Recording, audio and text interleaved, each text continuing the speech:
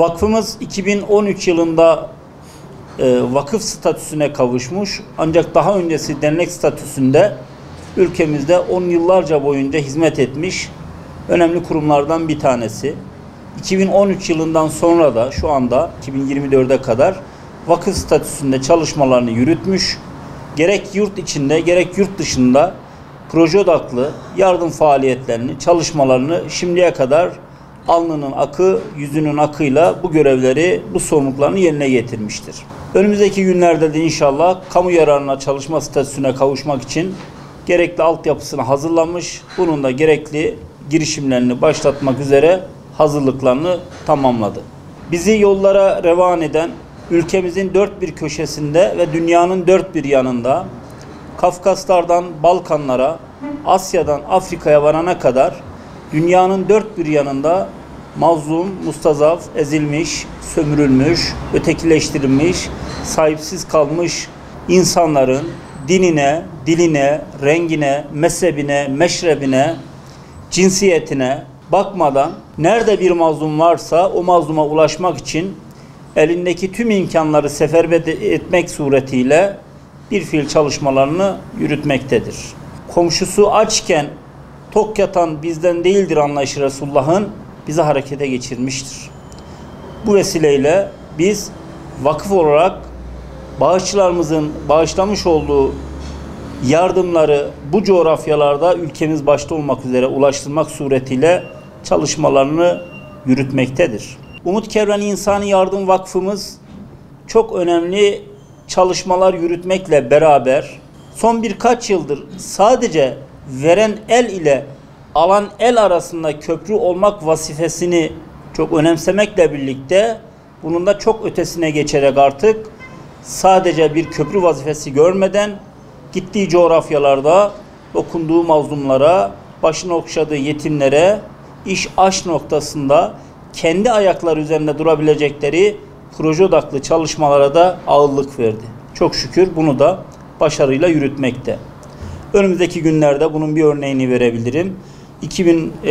Önümüzdeki günlerde Afrika'da mesela keçi sütü hayvancılığı dağıtmak suretiyle ve yine önümüzdeki günlerde inşallah yine Afrika özellikle bölgelerinde tarıma yönelik, ziraata yönelik neler yapılabilir noktasında üretime dayalı insanların kendi ayaklarının üstüne kalabilecekleri, durabilecekleri, tabiri caizse balık tutmayı öğreten anlayışla o kardeşlerimize ulaşmaya devam edeceğiz.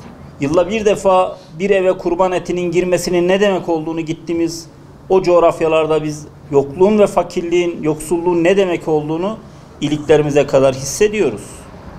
Ancak şöyle bir durum var ki sadece bu insanlara senefede bir defa birkaç koli ulaştırmak suretiyle veyahut da 3-5 kilo et ulaştırmak suretiyle sorumluluktan kurtulamayacağımızın da farkındayız. Bu önemli çalışmalar ancak bunun yanında bu insanlara ayakları üstünde durabilecekleri, onurlu bir yaşamı, hak ettikleri bir yaşamı hepimizin sunması elzemdir.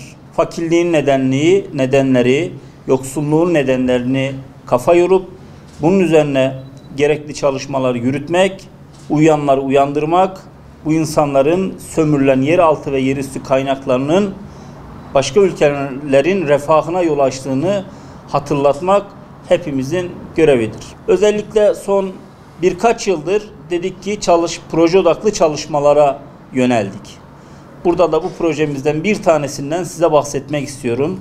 Esas Diyarbakır'ımıza gelmemizin, Diyarbakır'da bulunmamızın neden olan projelerimizden bir tanesi Huzura Adım adı altında başlatmış olduğumuz evlilik destek projemiz.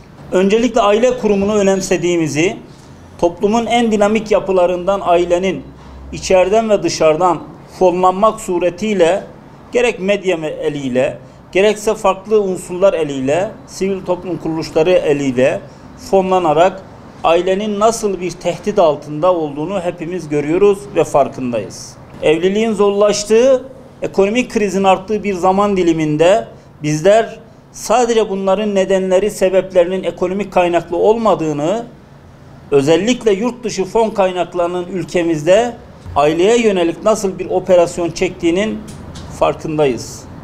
Genç kardeşlerimize bireyselliği önceleten, evliliğin bir yük, evliliğin bir kahır olduğunu anlayışını taşıyan, aslında bizim çok kadim değerlerimizde evliliğin bir liman olduğunu, evliliğin huzur olduğunu, evliliğin hem dünya hem ahiret için bir kurtuluş olduğunu anlayan, anlatan çok kadim bir geleneğe sahip olmamıza rağmen ifade ettiğimiz gibi evlilik kurumu şu anda tehdit altında. Yıllarca bunu ifade etmeye çalıştık ki şu anda maalesef hükümet veyahut da işte diğer siyasi parti temsilcileri bunun adeta yine farkına varmış gibi bugün bizim gündeme getirdiğimiz meselelerle ilgili zaman zaman açıklamalar yapıyorlar.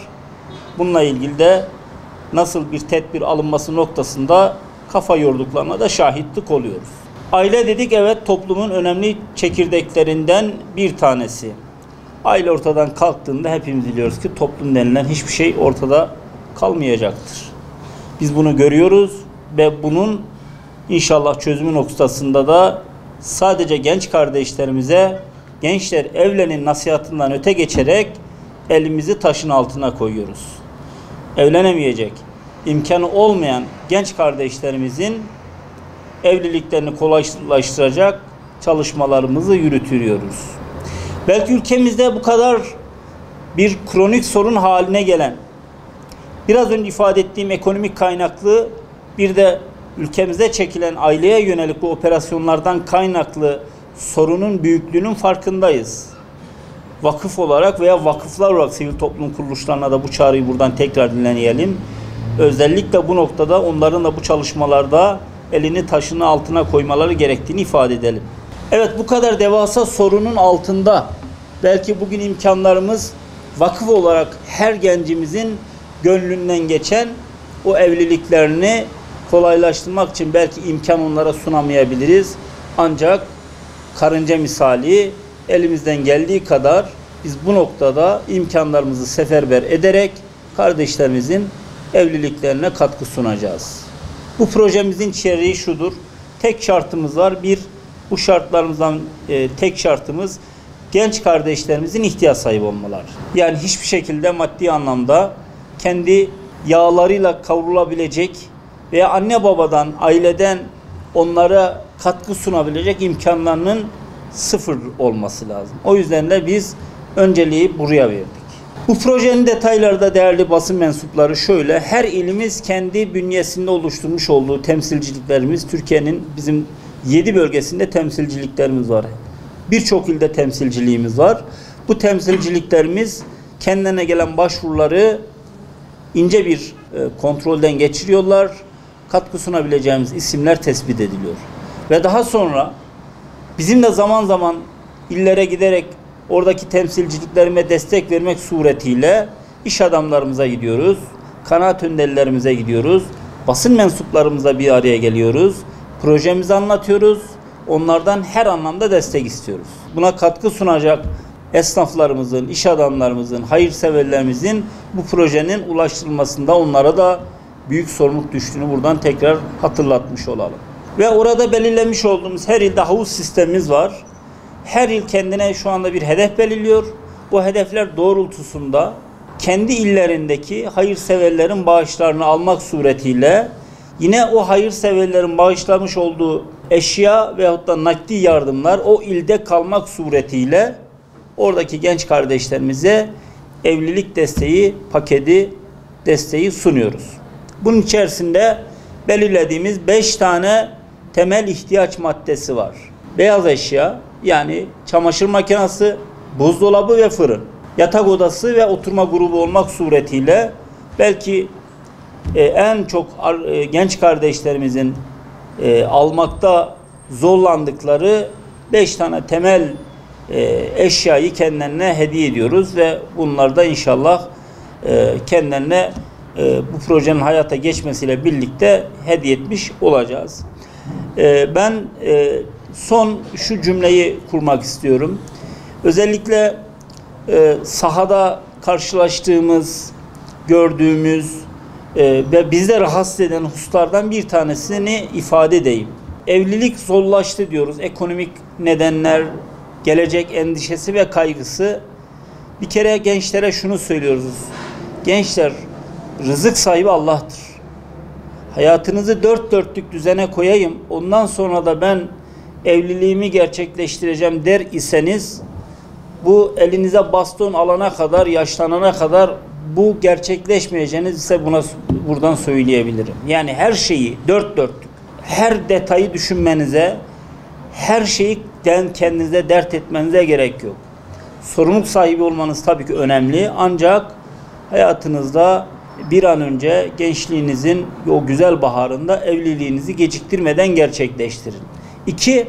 Aileler şu anda özellikle düğün merasimlerinde veya işte o süreçlerde birbirlerini yormamaları gerekiyor. Alimlerimizin konuşması gerekiyor. Kanaat önderlerimizin konuşması gerekiyor.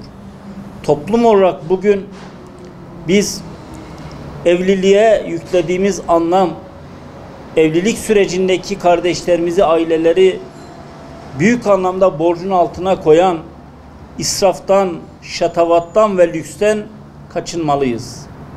Herkes ayağını yorganına göre uzatıp imkanlar dahilinde yuvalarını kurması için hepimiz el ele verip bunu kolaylaştırmamız lazım.